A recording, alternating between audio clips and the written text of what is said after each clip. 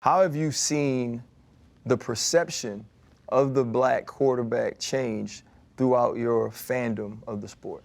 Well, you guys are a lot younger than me, so I'm thinking back to folks like Warren Moon, Vince Evans.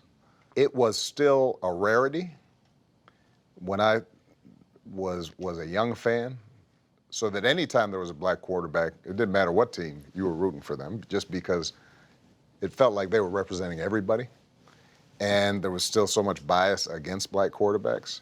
Then you start getting that generation of Donovan McNabb, Randall Cunningham. It wasn't a rarity, but I think the burden of proof was still on the black quarterback. Can you execute? What's great today is that people don't even think about it anymore, right?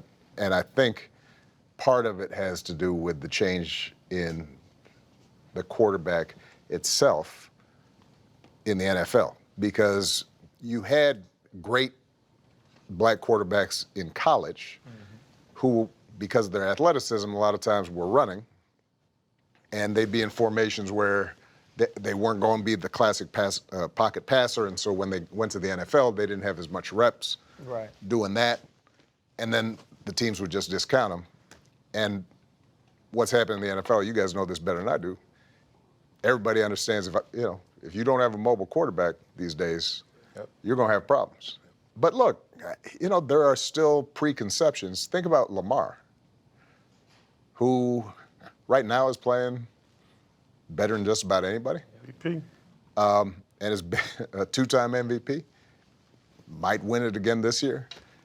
And the fact that there were still, as recently as 4 or 5 years ago, folks saying, well, maybe we should change him into a receiver. Yeah. So some of those old habits die hard. But I think with Patrick, with Lamar, with Stroud, now I think it is a given who is the best player. And the way that the NFL's changed, you want somebody who's a dual threat.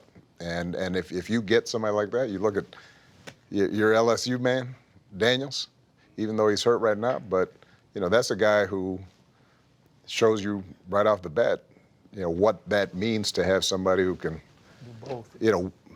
throw the ball 60 yards, but then might also take off for a 50-yard run. It's the same thing that happens in coaching, right?